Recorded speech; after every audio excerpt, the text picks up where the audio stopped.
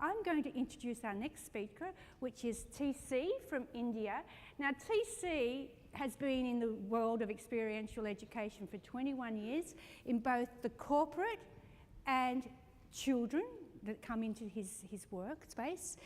It was a trip to Australia, I believe, TC, that was the impetus for you to change your practices and move to where you are now. And can we all give TC a big round of applause? Thank you. Thank you, Tonya. You're a tough act to follow. Hi, everyone. Can I have a show of hands for how many of you have ever visited India? That's a large group. I wasn't expecting so many people. Yeah. So, what I'm going to talk about is my journey in India as an experiential educator, and also what I've seen happening in India with other practitioners. So that's the title of my talk. A little bit about India. We have 1.3 billion people. Yeah? We speak 22 major languages in the country. We have all major religions. We are the third largest economy after the US and China. And we have all the world's future workforce. Yeah? 50% of our population is under the age of 25. Yeah? We can have chaos and serenity at the same time. Yeah? We have people living like they did 1,000 years ago, and people at the cutting edge of fashion and technology. We have cities bustling with skyscrapers, yet 80% of our population lives in rural areas. We have a multitude of cuisines, an abundance of food, but still a lot of people live in poverty. We can have droughts and floods at the same time in different parts of the country. You're not a large country, but you're a small country and you can still have that. We are not too fussed about our modes of transportation. Yeah, we're pretty comfortable on an elephant and a Rolls Royce. But more importantly, India has all the possible terrains for outdoor adventure education. We have rainforests, we have deserts, we have the Himalayas, and we have a large coastline. My journey started in 1996. I gave up my job with Hewlett-Packard as I realized, and not just me, some of us realized that it's not the 3 R's, as Tonya said, that lead to success in life, but we found in our way the 3 things that could lead to success in our lives. One was an ability to get the best out of yourself. Are you really utilizing your potential? Yeah? You're not going to get very far even if you are utilizing your potential till you have the second skill, which is an ability to work along with others and take others along. And even then, you're not going to achieve too much, too big, unless you can get the best out of everybody you're working with. In simple words, that's been our focus for the last 21 years, whether it's working with corporates or working with children.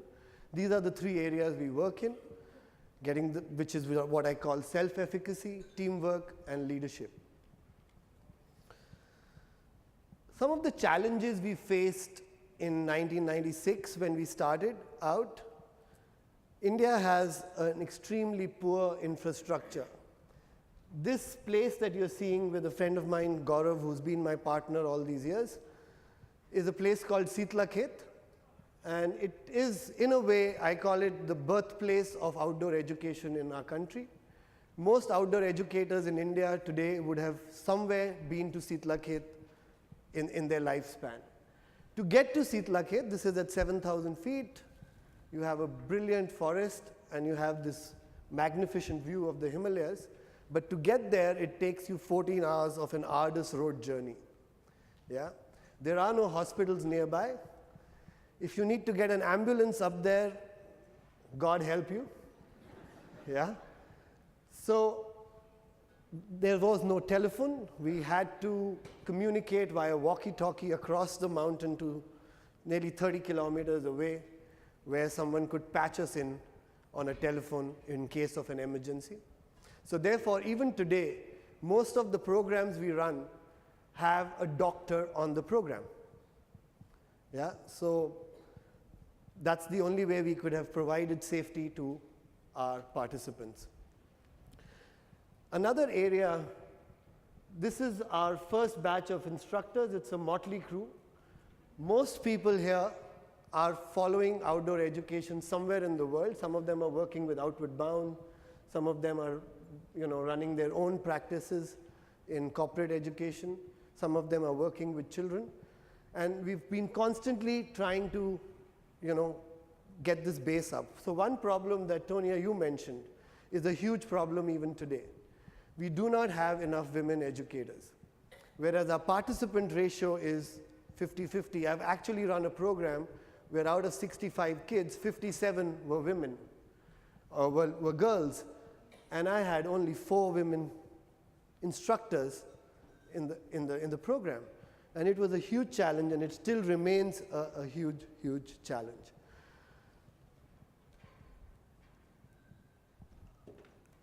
As I studied outdoor education practices around the world, I realized that a lot of them, say for example Outward Bound or Knowles, were funded by the government, or at least supported by the government.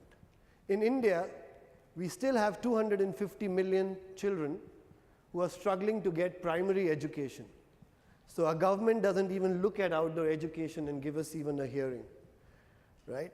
So we realized that if we had to succeed, our proposition had to be sustainable and self-funding.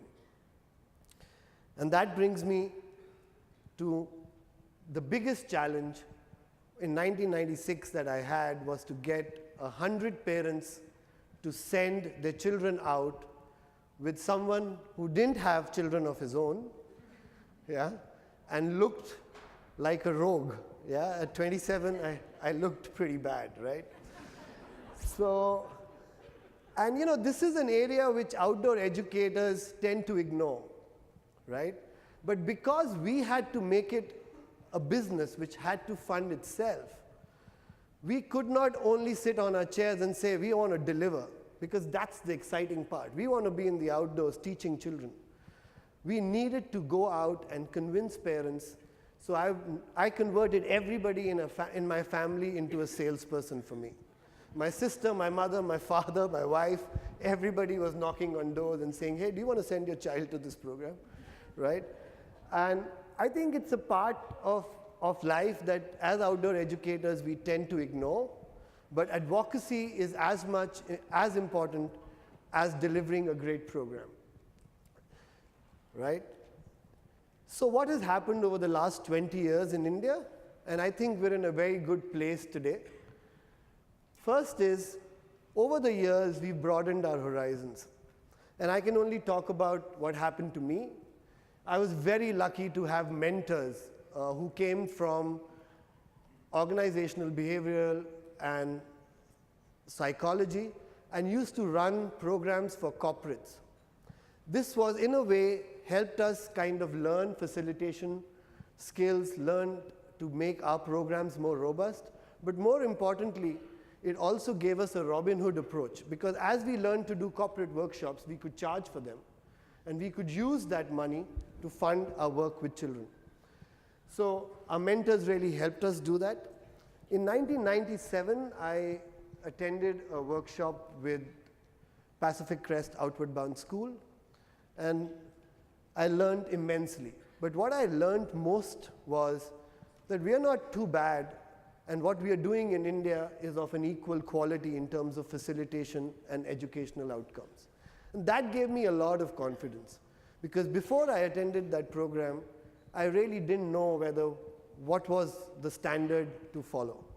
But once after attending PCOBs, I realized that what we were doing was of an equal quality. And that gave me a lot of confidence to spread the word. Another stint was Outward Bound Singapore. Learned a lot from that. I spent a month there, yeah. and also got introduced to how they have got school principals and educators into the experiential education fold and were running workshops for them before they started working with their children. That enabled a buy-in, and that was a big learning for me. I also got introduced to the famous book by Priest and Gass. I'm sure all of you have read it. And that became my Bible for the next 20 years. And not just for me, but I think anybody who practiced outdoor education with me in my organization, that became the Bible for them. So I owe both Simon and Michael a big thank you, right? Like Tonia said, on a vacation to Australia, I happened to meet my niece, who just come back from an outdoor education program. And you know, as I was talking to her, I realized that she does that twice a year, and she does that with different outdoor activities and different life skills that she's learning. And that kind of started spawning an idea in my head on how to make a curriculum which is more sustainable for schools, etc., in India. So, you know, a lot of Tonia's work inadvertently led us to developing our own curriculum from grade 4 to grade 12, which now about 10 schools in India have bought into, and all the children go up into the mountains once a year, right? I still haven't got them to go twice a year, but even once a year is good enough, yeah? And we also started learning about working with educators and school leaders. And as we started working with school principals and educators, we were able to influence them, and therefore through them, the parent community, to use outdoor education as an integral part of school education. We collaborated. Over the last 20 years, we have a very healthy ecosystem in India now. Some of the organizations who are collaborating today are Knowles. We have Maddie here, who started CEE, which is an offshoot of AEE in India. And that got a lot of us together. There are people providing soft skills expertise, training resource people around that. There are certain organizations which bring in hard skills. So, you know, typically when we started, we were confined to hiking, trekking, and rock climbing. But as we expanded, we started getting into scuba diving, we got into whitewater rafting, kayaking, and therefore we needed hard skill expertise, and a lot of organizations in India, we started getting that and collaborating with them to deliver educational programs and not just recreational programs. We also started getting schools which started making their curriculums more experiential. And some of the schools at the bottom have actually now fully integrated outdoor experiential programs in their curriculum. Can you imagine how many customers we meet in India? We meet 2,000 parents face-to-face in their homes every year. So any child who attends our program for the first time, we go back after a month into their homes and ask for feedback from the parents, and also check what kind of impact did our programs have. Excuse me. And this has led to a huge amount of spreading the word for us. Because in today's world of digital media, it's very easy for people to ask for feedback digitally. But once you go back into the house of the parent and you see how the child reacts to you, it builds your confidence so much, because the child really remembers that experience, and there is an enthusiasm about that experience that kind of becomes contagious. Listening to our customers really made us innovate. We used to run only a 7-day program, which was concentrated on rock climbing and a trek-based program. For years we ran that, but as we started talking to parents, we realized that there was an opportunity to conduct many programs. We started running expeditionary-style programs, we started running biking expeditions, we started running whitewater rafting expeditions. We upped the challenge levels, and 5 years ago we also started our first program outside India, where we do an expedition-based program, which is a cycling program from Seattle to San Francisco.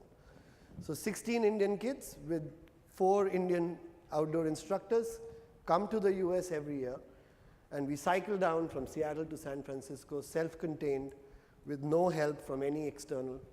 So that's the capability we've been able to build, and we've been able to innovate. As we innovated, the scale is still small. I mean, my organization takes 8,000 children through programs in a year, and like mine, there may be another 5 to 10 organizations which do a similar number. So we are just scratching the surface in India. We probably take 50,000 kids through an experience in the outdoors today, but that has a huge amount of potential which we are not yet tapping. And as we innovated, we realized, and as we scale up, capability is our biggest problem. As I told you, we do not have access to funding to train people. So now today we run about 14 or 15 different programs which are open to anybody in the industry in India. In fact, we probably run the cheapest woofer in the world with Knowles because we subsidize it, right? We subsidize the accommodation and the food for all participants, and I think it is the cheapest woofer in the world, yeah? And most of it is open to anybody in the industry and welcome to attend these programs. Looking ahead, so what do we see as the future of India, and what is the areas as educators we need to work on? And I was talking to Steve about it. I think we need to regulate and accredit ourselves and reach the gold standard so that we are following internationally prescribed practices. The fact that I'm talking to all of you here, networking is a big one. Yeah? More and more of us need to meet up and go outside our comfort zones. We're very comfortable in India. We don't go out much and meet more people. I think a very interesting thought process that I had is, till we make careers in outdoor education economically viable in India, we are never going to scale up, right? Right now, they're not economically viable. You cannot exist as an outdoor educator alone. You've got to do many other things to survive, right? And we will never have economically viable careers till we are able to build scale. So those are the challenges going forward for an Indian outlook. And I thought I will leave you with some photographs of some of our workshops. This is a rafting-based expedition. This is an expedition to 13,000 feet that we take 14-year-olds on. Yeah. So, Tonia, we do believe in journaling.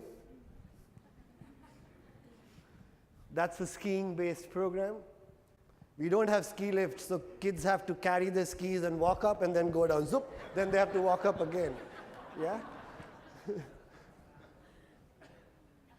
So that's a scuba diving program. That's one of our educators, Uma, teaching bird watching. You know, one big opportunity is of exchanging instructors. So we learned a lot from visiting instructors. So we were able to get a few Australian practitioners. We were able to get some people from Outward Bound in the US, some people from Outward Bound in Hong Kong and Singapore. And as these people came in, our instructors learned a lot from them. And you know, that's an invite from me. If you ever want to come to India and teach Indian children and work with our instructors to upskill them, we'd be more than happy to host you. Yeah? So I think this is an Australian instructor. Yeah? That's our biking expedition in the US. Yeah? That's one of our campuses on a river called the Tons. And that's what we live for, happy kids in the wilderness.